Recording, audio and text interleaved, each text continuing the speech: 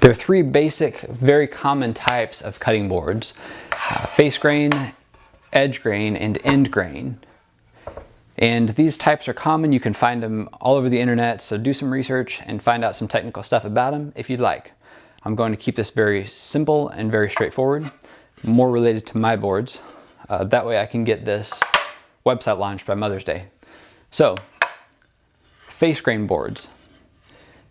If you're looking for a board for serving or for a cheese board or for light duty cutting, face grain boards will serve you well.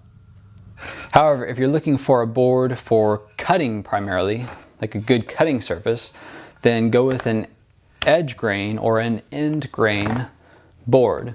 These are a lot more stable than the face grain boards. These are typically thicker and have some features the face grain doesn't. So, the face grain board became a face grain board because of the face grain of the wood that I used. Typically certain characteristics of it that I like, I thought would be more appropriate for a face grain board. This piece here has some curly maple in it. It looks awesome. And that would have been lost majorly if I would have used it in an end or an edge grain board. So I decided to turn this into a face grain board. Here's a piece of walnut, or there's two pieces of walnut. I book matched it at the sapwood. It has some wavy figure to it. And I thought this just looked awesome. The wood did. So I made this into a face grain board to highlight the features of the wood. Now, since face grain boards are a lot of times about looks more than function, I decided to up the function a little bit by making them reversible. There are no feet on here, and that way you can cut on the back side and serve on the front. Next up, edge grain boards.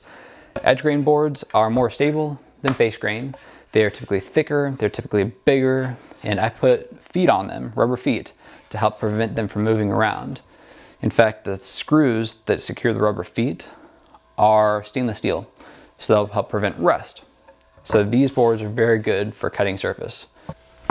And finally, the end grain board. Now, it is the most expensive of the boards, but it is the best cutting surface. Think of it this way.